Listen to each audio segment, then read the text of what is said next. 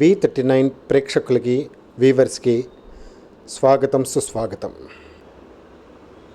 RSS సరసంఘ చాలక్ పరంపూజనీయ Mohanji Bhagwat గారు ఈ నెల 28న మన నగరానికి వస్తున్నారు. ఆ విషయము, వారి యొక్క పర్యటన వివరాలను, వారి యొక్క కార్యక్రమాలను చూసే పతకమూరి శ్రీనివాస్జీ మన మధ్య ఉన్నారు. నమస్కారం అండి. నమస్కారం అండి. పతకమూరి శ్రీనివాస్జీ గత 1995 నుంచి ఆర్ఎస్ఎస్ ప్రచారకగా పనిచేస్తున్నారు. ప్రస్తుతం వీరు ప్రాంత సంఘటనా మంత్రిగా, అంటే తెలంగాణ ప్రాంతానికి స్టేట్ ఆర్గనైజింగ్ సెక్రటరీగా బాధ్యత నిర్వహిస్తున్నారు. పతకమూరి శ్రీనివాస్జీ గారు, మీరు చూస్తున్నటువంటి శిశు మందిరాలలో అసలు ఎందుకు ప్రారంభించాల్సి వచ్చింది శిశు మందిరాలు? నమస్కారం అండి. శిశు మందిరాలు మొట్టమొదట 1952లో గోరఖ్పూర్లో ప్రారంభమైందండి, మొదటి శిశు మందిరము. అప్పుడే మనకి స్వాతంత్రం వచ్చింది. అప్పటి వరకు కూడా భారతదేశంలో ఆంగ్ల విద్యా విధానం కొనసాగుతూ వచ్చింది. స్వాతంత్రానికంటే ముందు ఆంగ్లేయులు ఇక్కడ ఒక శ్రేష్టమైనటువంటి విద్యా విధానం ఉండేది. ప్రతి గ్రామంలో కూడా బడులు ఉండేటువంటివి, అందరికీ కూడా విద్య అందించబడేది. అలాగే గురుకుల వ్యవస్థ ఉండేది. వాటన్నిటిని కూడా విద్యా వ్యవస్థనంతా కూడా సర్వనాశనం చేసి ఆంగ్ల విద్యా విధానాన్ని ఇక్కడ ప్రవేశపెట్టారు. వాళ్ళకి అవసరమైనటువంటి గుమస్తాలని, వాళ్ళ దగ్గర క్లర్కుల్ని తయారు చేసుకొని ఈ దేశాన్ని దోచుకోవడానికి అవసరమైనటువంటి వ్యక్తుల్ని ఇక్కడ తయారు చేయడానికి వాళ్ళ విద్యా విధానాన్ని ప్రవేశపెట్టారు. అయితే మనకి స్వతంత్రం వచ్చిన తర్వాత మన స్వాతంత్రం పోరాటం చేసిన నాయకులందరూ కూడా ఆశించారు ఏంటంటే, ఇక్కడ మళ్ళీ జాతీయ విద్యా విధానం ప్రవేశపెట్టబడుతుంది, ఆంగ్ల విద్యా విధానాన్ని పూర్తిగా తీసేసి జాతీయ విద్యా విధానం వస్తుంది, మనదైనటువంటి చరిత్ర, మనదైనటువంటి సంస్కృతి, మనమైనటువంటి విలువలు నేర్పిస్తారని ఆశించారు. కానీ దురదృష్టవశాత్తు అవేమీ కూడా జరగలేదు. మన స్వతంత్రం వచ్చిన తర్వాత మన నాయకులు ఎవరైతే ఉన్నారో, మొదటి తరం నాయకులు, వీళ్ళందరూ కూడా పూర్తిగా ఆంగ్ల విద్యా విధానం చేత ప్రభావితులైనటువంటి వాళ్ళు, విదేశాల్లో చదువుకున్నటువంటి వాళ్ళు. వాళ్ళకి ఈ దేశ చరిత్ర కానీ, ఈ దేశ యొక్క విద్యా విధానం కానీ ఇవేవి కూడా లేవు. సో దీని కారణంగా పాశ్చాత్య విద్యని, ఆంగ్లేయులు పెట్టిన విద్యనే యథాతథంగా కొనసాగిస్తూ వచ్చారు. అది గమనించినటువంటి జాతీయవాదులు కొద్దిమంది, సంఘ ప్రచారకులు, సంఘ ప్రేరణ పొందినటువంటి కార్యకర్తలు, వీళ్ళందరూ కూడా ఒక జాతీయ పాఠశాలలు ఉండాలి, లేకపోతే మన దేశానికి ఎప్పటికైనా ప్రమాదం అనేటువంటి ఉద్దేశంతో ఆలోచించి కృష్ణచంద్ గాంధీజీ అని చెప్పేసి జిల్లా ప్రచారకగా ఉండేవారు. గోరఖ్పూర్లో నానాజీ దేశ్ముఖ్ విభాగ ప్రచారకగా ఉండేవారు. బావురావుజీ దేవరస్ ప్రాంత ప్రచారకగా ఉండేవారు. వీళ్ళు ముగ్గురు కలిసి అక్కడ గీతా ప్రెస్లో 1952లో మొట్టమొదటి శిశు మందిరం ప్రారంభమైంది. శిశు మందిరం ప్రారంభమైన కొద్ది రోజుల్లోనే మంచి ఆదరణ పొందింది. ఆ తర్వాత క్రమక్రమంగా ఇవన్నీ కూడా దేశమంతా విస్తరించినాయి. సో అట్లా అదే క్రమంలో మన దగ్గర కూడా శటగోపం లక్ష్మీ నరసింహాచార్యులు గారు అని చెప్పేసి, వారు భద్రాచలం నివాసి, ప్రభుత్వ ఉపాధ్యాయులుగా పనిచేసేవారు. వారు సంఘ ప్రేరణ పొంది వారు సంఘ ప్రచారకులుగా వచ్చారు. వస్తే వారిని నిర్మల్ జిల్లా ప్రచారకగా పంపడం జరిగింది. అక్కడ కొద్దిమంది పెద్దలు వాళ్ళందరూ కూడా ఆలోచించారు, ఇక్కడ కూడా శిశు మందిర్ ప్రారంభం చేస్తే బాగుంటుంది. అప్పుడు ప్రాంత ప్రచారకగా ఉన్నటువంటి శ్రీ సోమేపల్లి సోమయ్య గారి అనుమతితోటి ఎస్ఎల్ నాచార్యులు గారు ఉత్తరప్రదేశ్ గోరఖ్పూర్కి వెళ్ళి అక్కడ ఉన్నటువంటి శిశు మందిరాలన్నిటిని కూడా బాగా అధ్యయనం చేశారు. ఒక నెల రోజులు అధ్యయనం చేసి ఇక్కడికి వచ్చి 1967లో జూన్ 17 నాడు మొట్టమొదటి శిశు మందిరాన్ని ప్రారంభం చేయడం జరిగింది. అలా శిశు మందిరాలు విస్తరిస్తూ మన ఉమ్మడి ఆంధ్రప్రదేశ్లో, 2 తెలుగు రాష్ట్రాల్లో సుమారుగా 450 పాఠశాలల వరకు నడిచాయి. 1,20,000 మంది వరకు విద్యార్థులు కూడా ఉన్నారు ఒక దశలో. దేశం మొత్తం కూడా అలాగే విస్తరించిన. ఈరోజు దేశంలో 13,000 ఫార్మల్ స్కూల్స్ ఉన్నాయి, అలాగే ఇంకొక 11,000 ఇన్ఫార్మల్ స్కూల్స్ ఉన్నాయి. అట్లా మొత్తము 24,000 పాఠశాలలు ఉన్నాయి. 35 లక్షల మంది విద్యార్థులు చదువుతున్నారు. ఇది కాకుండా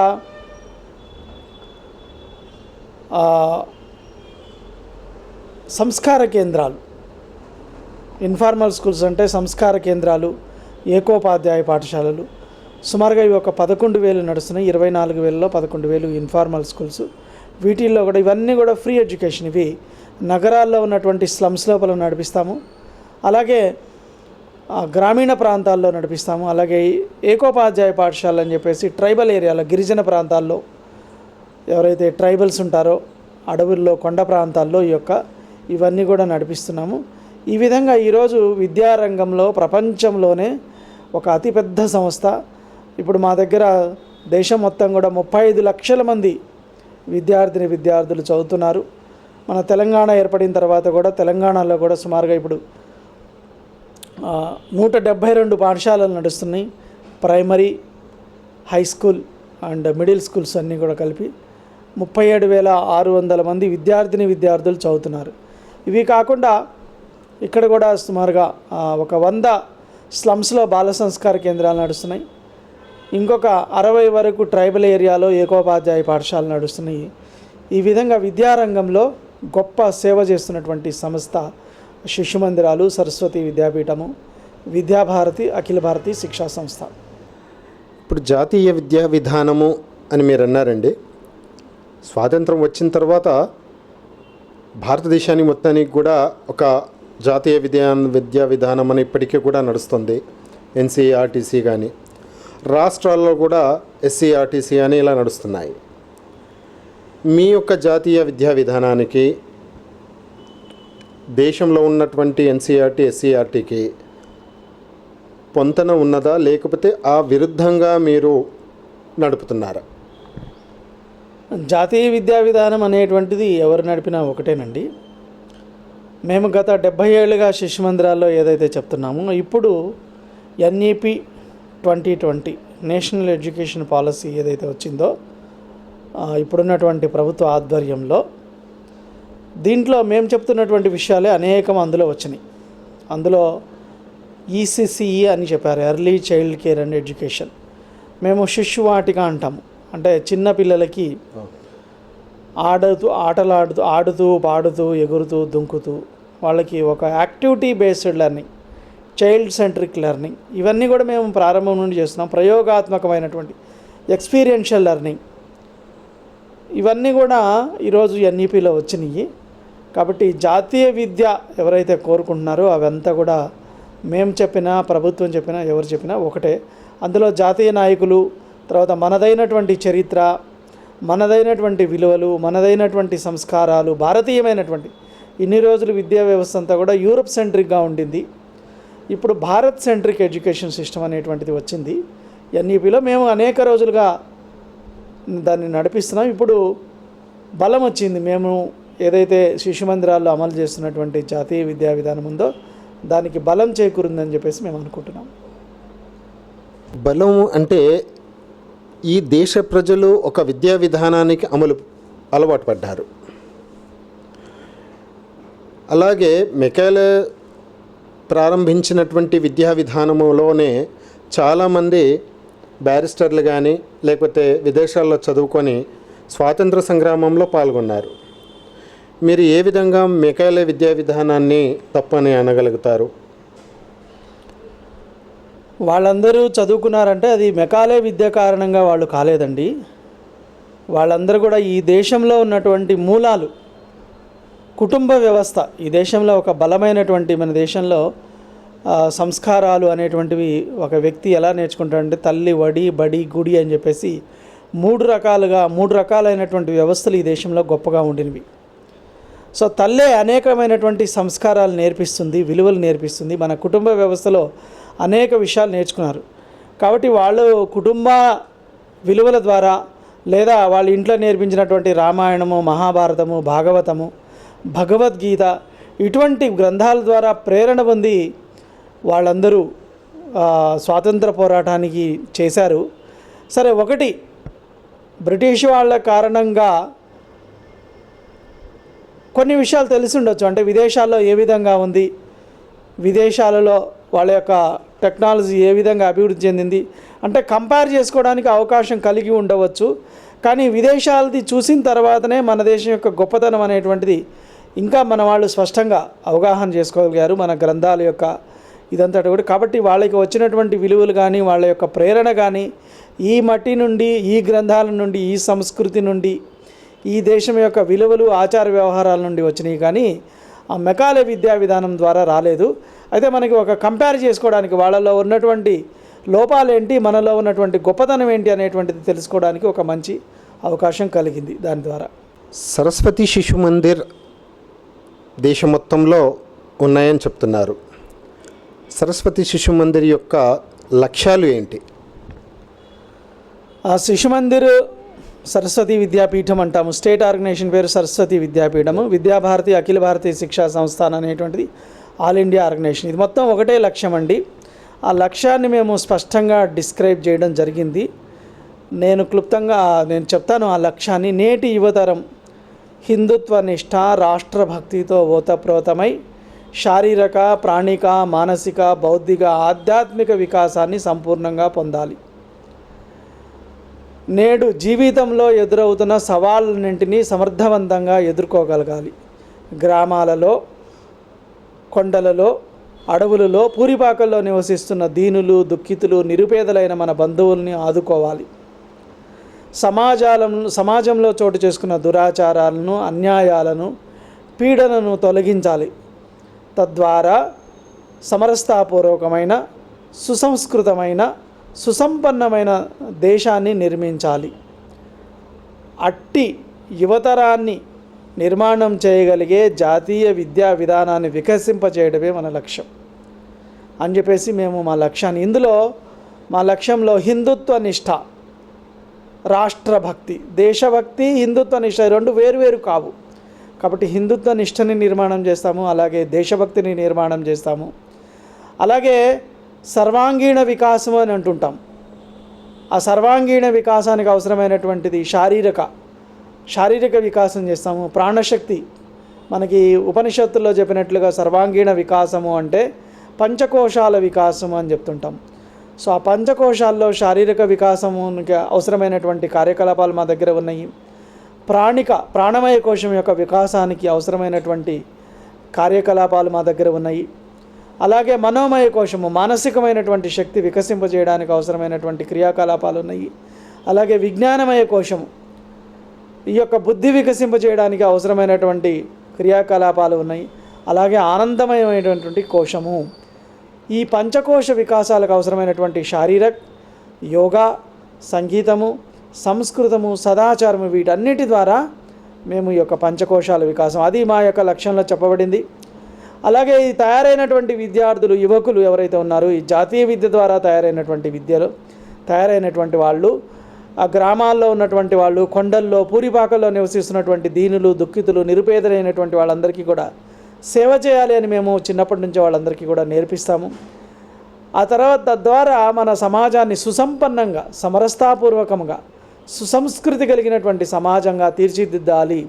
అట్టి యువతరాన్ని తయారు చేయగలిగే జాతీయ విద్యా విధానాన్ని వికసింపజేయడమే. సో మా లక్ష్యంలోనే ఈ జాతీయ విద్యా విధానం ఉంది. ఆ జాతీయ విద్యలో ఈ గుణగణాలన్నీ కూడా రావాలని చెప్పేసి మేమందరం కూడా కోరుకొని ఆ లక్ష్యం కోసమే మేము నిరంతరం పనిచేస్తూ ఉంటాం. సరస్వతి విద్యాపీఠ్ నుంచి మీరు హైందవ సంస్కృతిని అని అంటున్నారు. హైందవ సంస్కృతి అంటే ఒక మతానికి చెందిన వారిగా చాలామంది అభిప్రాయపడుతుంటారండి. మరి ఈ సరస్వతి విద్యాపీఠంలో అసలు హైందవత్వానికి అంటే ఏంటిది? దీంట్లో ఇతర మతాలకి ఏమన్నా ఆస్కారం ఉన్నదా? వాళ్ళు చదువుతున్నారా? మొట్టమొదటి విషయం ఏంటంటే, హిందుత్వం అంటే మతం కాదండి. హిందుత్వం అంటే ఒక జాతీయత, ఒక జీవన విధానము, ఒక ధర్మము. ఇది నేను చెప్పడం కాదు, సుప్రీంకోర్టే చెప్పింది. Hindutva is not a religion, it is a way of life అని చెప్పేసి.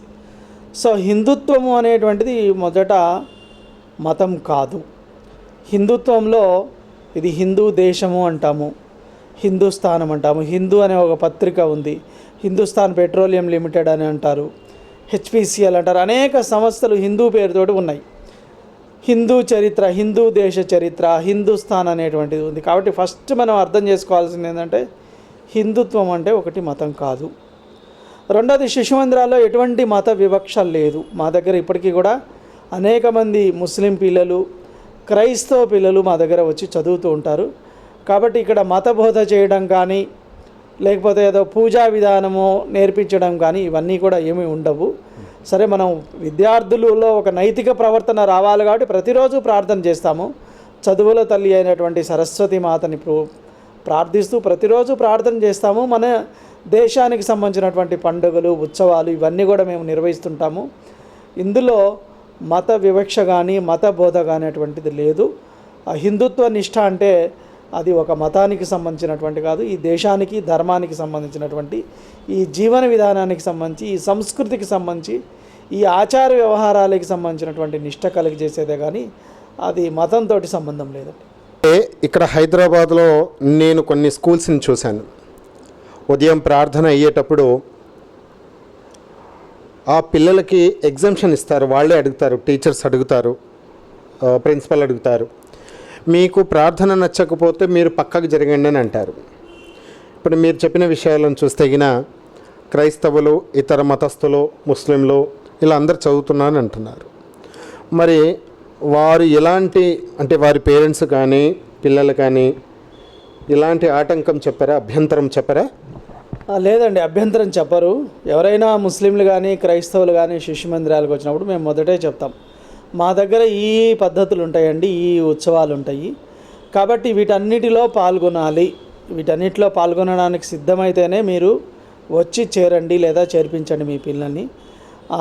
లేదు మేము ప్రార్థనలో పాల్గొనము, లేకపోతే ఇంకేదో మా మతాచారాలు ఇక్కడ పాఠశాలలో ప్రారంభం పాటిస్తాము అంటే మాత్రం ఇక్కడ అనుమతి లేదు.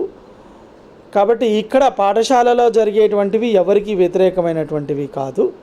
వాటన్నిటిలో మీరు పార్టిసిపేట్ చేస్తాము, పాల్గొంటాము అంటేనే మీ పిల్లల్ని చేర్చండి అనేటువంటి విషయం చెప్పడం జరుగుతుంది. మా దగ్గరకు వచ్చినటువంటి వాళ్ళందరూ కూడా ఆ విధంగా పార్టిసిపేట్ చేస్తారు. ఈవెన్ కొద్దిమంది టీచర్స్ కూడా ఉన్నారు, వాళ్ళు కూడా వీటన్నిటిలో నిస్సంకోచంగా పాల్గొంటారండి. అట్లా వాళ్ళేమి కూడా సిగ్గుపడడము, బిడియపడము లేదా షేమ్గా ఫీల్ అవ్వడం అటువంటి ఏమీ లేవు. శిశు మందిర్ ద్వారా అంటే మీరు దశాబ్దాల కాలం నుంచి శిశు మందిర్ విద్యాపీఠం నడిపిస్తున్నా అన్నారండి. శిశు మందిర్ ద్వారా విద్యార్థులు ఉన్నత స్థితిలో ఉన్నవాళ్ళు ప్రపంచవ్యాప్తంగా కానీ దేశవ్యాప్తంగా కానీ ఉన్నత స్థితిలో ఉన్నవాళ్ళు ఎవరైనా ఉన్నారా? ఎంతమంది అసలు చెప్పగలుగుతాం మనం? ఉన్నారండి, చాలామంది ఉన్నారు. ఈ శిశు మందిరాల యొక్క అల్యూమిని అనేటువంటిది చాలా పెద్దది. సుమారుగా ఆ మధ్య ఒక టీవీ ఛానల్ రాహుల్ గాంధీ గారు ఏదో శిశు మందిరాలని విమర్శిస్తూ ఒక స్టేట్మెంట్ ఇస్తే ఒక ప్రఖ్యాతమైనటువంటి టీవీ ఛానల్, బహుశా నాకు గుర్తులేదు, ఇండియా టుడేనో ఏదో ఉంది, టైమ్స్ నైవో ఏదో, వాళ్ళు ఒక సర్వే చేశారు. ఆ సర్వే ప్రకారము సుమారుగా 1 కోటి మంది విద్యార్థులు ఈరోజు దేశంలో శిశు మందిర్ విద్యార్థులు ఉన్నారు. వాళ్ళు అనేక రంగాల్లో ఉన్నారు. ఐఏఎస్ ఐపీఎస్ ఆఫీసర్స్గా ఉన్నారు, పొలిటీషియన్స్గా ఉన్నారు, తర్వాత డాక్టర్స్గా ఉన్నారు, ఇంజనీర్స్గా ఉన్నారు, సాఫ్ట్వేర్ ఇంజనీర్స్గా ఉన్నారు, సివిల్ ఇంజనీర్స్, మెకానికల్ ఇంజనీర్స్, ప్రభుత్వ ఉపాధ్యాయులుగా ఉన్నారు.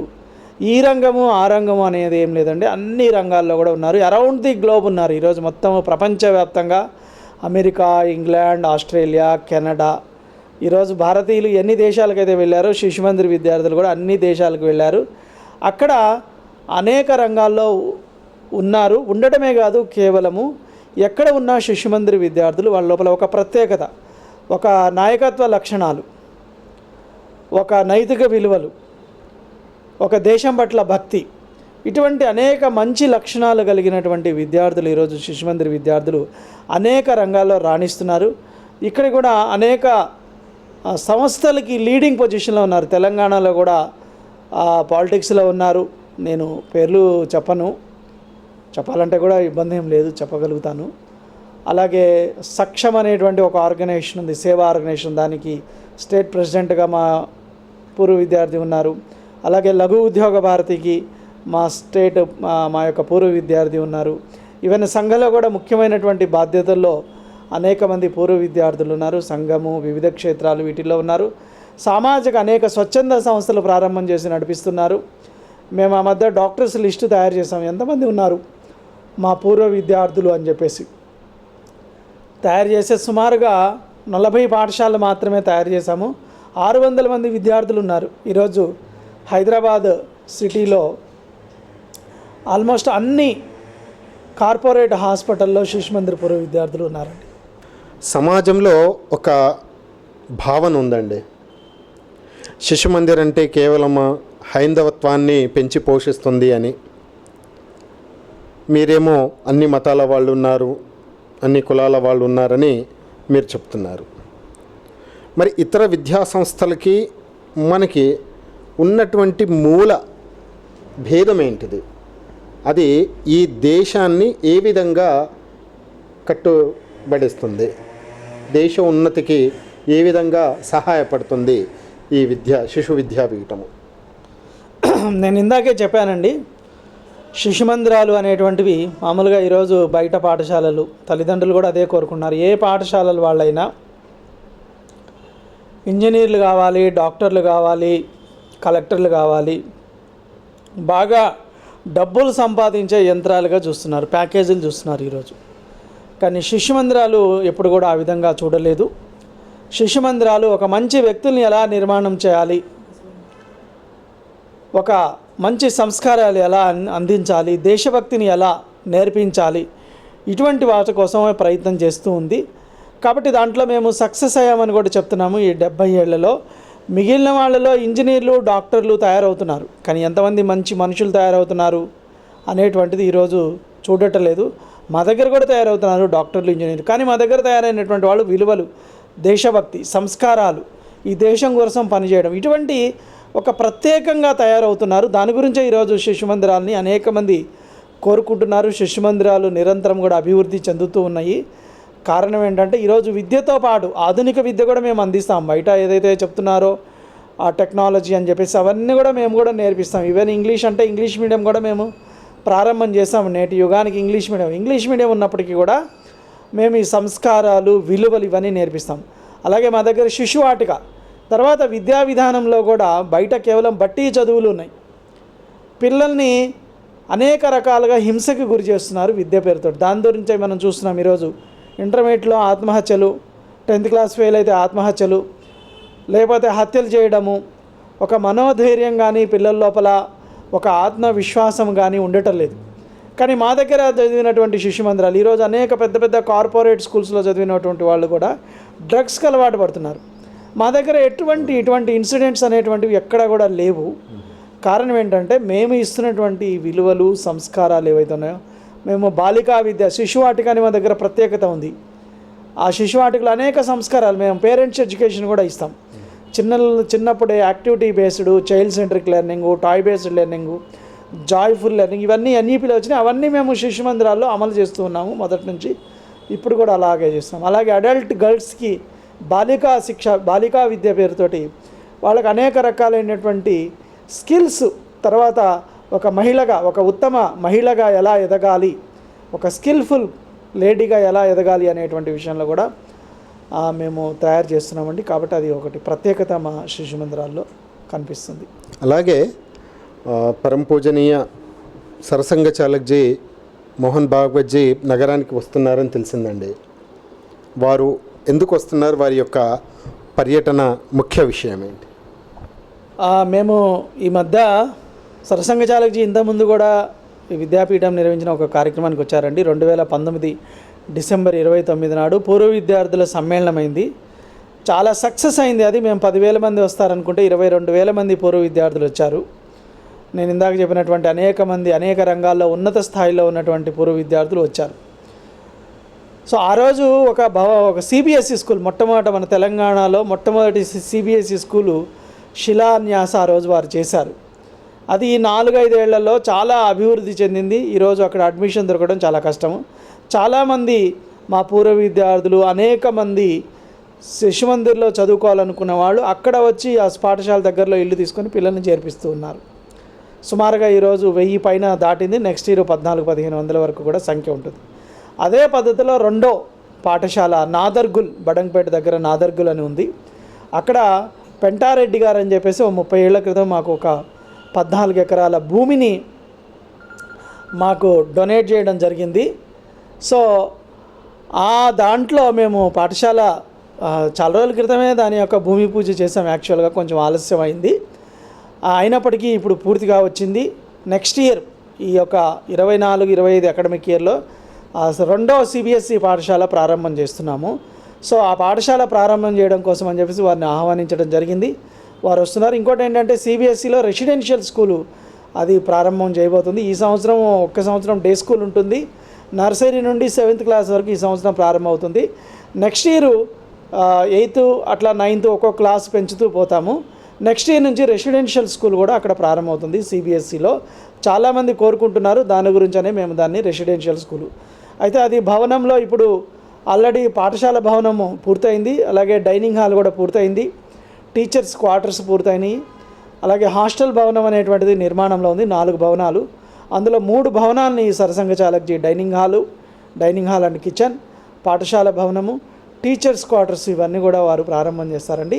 28వ తేదీ ఉదయం 9 గంటలకు వస్తారు అక్కడికి. మధ్యాహ్నం వరకు కూడా 12:30 వరకు వారి కార్యక్రమం ఉంది. తర్వాత లంచ్ చేసి వారు తిరిగి వెళ్ళిపోతారు. ఆ విధంగా మా ఆహ్వానం మేరకు వారు ఆ యొక్క సిబిఎస్ఈ మా విద్యాపీఠంలో రెండో సిబిఎస్ఈ పాఠశాల ప్రారంభం గురించి వస్తున్నారు. సిబిఎస్ఈ పాఠశాల అంటున్నారండి, ఇది ఇంటర్నేషనల్ స్కూలా? ఇది ఇంతకుముందు మేము ప్రారంభం చేసింది ఇంటర్నేషనల్ అండి, స్విస్ అని, శ్రీ విద్యారణ్య ఇంటర్నేషనల్ స్కూల్ అని. ఇది మాత్రం సిబిఎస్ఈ స్కూలే, ఇంటర్నేషనల్ స్కూల్ అని మేము అంటలేదు ప్రస్తుతానికి. ఇంటర్నేషనల్ స్టాండర్డ్స్లో ఇది ఉంటుందండి ఈ పాఠశాల. మీరు దేశవ్యాప్తంగా విద్యాపీఠాలు ఉన్నాయని అంటున్నారు. గిరిజనుల్లో చదువుకునే వాళ్ళు మరియు సిటీలో చదువుకునే వాళ్ళకి తేడా ఉంటుంది కదండి. ఎందుకంటే సిటీలో చాలా సొఫిస్టికేటెడ్గా అన్నీ అవైలబుల్ ఉంటాయి.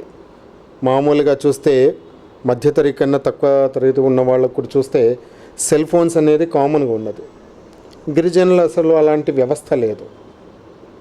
మరి ఇక్కడి విద్యా వ్యవస్థకి అక్కడి విద్యా వ్యవస్థకి మీకేమైనా మార్పు తేడా అనిపించిందా? ఏమన్నా ఇబ్బందులు అనిపించాయా మీకు? అంటే ట్రైబల్ ఏరియాలో ఉండేటువంటిది మెయిన్ ఇబ్బంది ఏంటంటే ఇప్పుడు మొబైల్స్ అన్ని చోట్లకి, ఫెసిలిటీస్ అన్ని చోట్లకి వచ్చేసినాయి. అయితే మేము ఒక 3 ఫ్రీ రెసిడెన్షియల్ స్కూల్స్ నడుపుతున్నామండి. భద్రాచలము, తర్వాత ములకలపల్లి, అచ్చంపేట. ఈ భద్రాచలంలో మేము నడిపేటువంటి స్కూల్లో అన్ని రకాలైనటువంటి ఫెసిలిటీస్ మేము కల్పించాము. ఇప్పుడు డోనర్స్ ద్వారా మాదంతా కూడా సమాజ పోషితం, సమాజ ప్రేరితము. సో అక్కడ డోనర్స్ ద్వారా science lab, computer lab, library, digital class rooms, ఇట్లా అన్ని రకాల ఫెసిలిటీస్ ఎక్కడైతే టౌన్స్లో ఏదైతే పిల్లలు చదువుకుంటున్నారో ఆ ఫెసిలిటీస్ అన్నీ కూడా గ్రామీణ ప్రాంతంలో, అడవి ప్రాంతంలో ఉన్నటువంటి గిరిజన విద్యార్థులు కూడా అందించి వాళ్ళని మంచి విద్యార్థులు మిగిలిన వాళ్ళతోటి సమానంగా అభివృద్ధి చేసేటువంటి ప్రయత్నం మేము చేస్తున్నామండి. దాంతో మేము సఫలం కూడా ఏమో. ఆ భద్రాచలంలో చదివినటువంటి మా విద్యార్థులు ఈరోజు చాలా మంచి స్థాయిలో ఆ గ్రామాల్లో, గిరిజన గ్రామాల్లో ఎవరు చదువుకున్న వాళ్ళు ఉండరు, ఉద్యోగస్తులు ఉండరు, చాలా తక్కువగా ఉంటారు. సరే, ప్రభుత్వం కూడా అనేక నడుపుతుంది, కొంత అక్కడ కూడా సక్సెస్ ఉండవచ్చు. కానీ మా దగ్గర చదివినటువంటి విద్యార్థులు ఈరోజు కానిస్టేబుల్స్గా, నర్సెస్గా, ఆఫీసర్స్గా ఇట్లా అనేక రంగాల్లో ఉన్నారు. అది ఒక 20 ఏళ్ళు అయింది. 20 ఏళ్ళలోనే వచ్చిన ప్రగతి. ఇంకా గిరిజనుల నుంచి వచ్చి వాళ్ళు అనేక రకాలైనటువంటి ప్రభుత్వ ఉద్యోగాల్లో సెటిల్ అయ్యారండి. అది మా యొక్క గొప్ప అచీవ్మెంట్. కాకపోతే ఇప్పుడు మీరు ఎక్కడైతే రాష్ట్రభక్తి, దేశభక్తి అని వస్తుందో అక్కడ కొన్ని శక్తులు కూడా ప్రేరేపితమవుతాయి. అంటే నక్సలిజం కావచ్చు, లేకపోతే ఇతర వర్గాల నుంచి కూడా మీకు పోటీ కానీ, దాడులు కానీ అలా జరిగాయా? ఈ మధ్యకాలంలో మన రాష్ట్రం అంతా తగ్గిపోయింది నక్సలిజము, మీకు తెలిసిన విషయమే. దేశమంతా కూడా తగ్గుతూ ఉంది. గతంలో ఎప్పుడైతే ప్రబలంగా ఉందో అప్పుడు మా మీద కొన్ని దాడులు జరగడము, మాకు బెదిరింపులు ఇవ్వడము, థ్రెటనింగ్ ఇవ్వడము ఇవన్నీ జరిగినాయి. అయితే మీకు ఒక విషయం చెప్పాలి ఏంటంటే, ఎవరైతే థ్రెటనింగ్ ఇచ్చారో, బెదిరించారో వాళ్ళే వచ్చి తర్వాత వాళ్ళ పిల్లల్ని మా శిశు మందిరాల్లో చేర్చిన సంఘటనలు కూడా ఉన్నాయి. ఆ నక్సల్స్ పిల్లలు కూడా వచ్చి ఇక్కడ చదువు సంస్కారం బాగా ఉంటుందని వచ్చి కన్సెషన్ అడగడము, ఇటువంటి సంఘటనలు కూడా ఉన్నాయి. అట్లా మేమైతే ఎవరికి వ్యతిరేకం కాదు. కొందరు తెలియక అజ్ఞానంతో కొన్ని సందర్భాల్లో వ్యతిరేకించారు. ప్రస్తుతం అయితే అటువంటి వ్యతిరేకత ఎక్కడా లేదండి. ఎందుకంటే తీవ్రవాదం మీద ప్రభుత్వమే ఉక్కుపాదం పెట్టి అణిచివేసింది కాబట్టి వాళ్ళ అస్తిత్వాన్ని నిలుపుకునే పరిస్థితిలో ఉన్నారు. మమ్మల్ని వ్యతిరేకించడం, మమ్మల్ని ఆపే పనిలో ఇప్పుడైతే లేరు. చివరిగా ఒక చిన్న ప్రశ్న అండి. ఈ 28వ తేదీ వస్తున్నారు కదా, వారి యొక్క కార్యక్రమక ప్రణాళిక ఎలా ఉంటుంది? ఎవరైనా ముఖ్య అతిథులుగా వస్తున్నారా? మేము విన్నది అంటే శ్రీ చిన్నజీఆర్ స్వామి గారు వస్తున్నారని విన్నాము. వారిని మీరు తీసుకోవడంలో ఉద్దేశం ఏంటిది? చిన్నజీయర స్వామీజీ అనేటువంటిది వారు ఒక గొప్ప ధార్మికవేత్త, ఆధ్యాత్మికవేత్త. వారు అనేక మంది ప్రజలకు ఆరాధ్యులైనటువంటి ఒక స్వామీజీ. మాకు కూడా ఆరాధ్యులే. మా శిశు మందిరాలతోటి అనేక అనుబంధం ఉంది వారికి అనేక రోజులుగా. మీరు ఎక్కడికి వెళ్ళినా శిలాఫలకాల మీద చిన్నజీయర స్వామీజీ పేరు ఉంటుంది. అనేక దశాబ్దాలుగా వారు ఎప్పుడైతే స్వామీజీగా ఎదుగుతూ వచ్చారో అప్పటి నుంచి కూడా శిశు మందిరాలకు వస్తున్నారు. శిశు మందిర విద్యార్థులంటే వారికి చాలా ప్రేమ, ఆదరణ.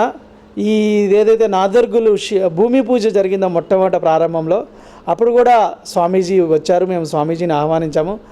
ఆ రోజు బండారు దత్తాత్రేయ గారు, కొండా విశ్వేశ్వరరెడ్డి గారు, చింతల రామచంద్రారెడ్డి గారు వీళ్ళందరూ కూడా వచ్చారు ఆ రోజున.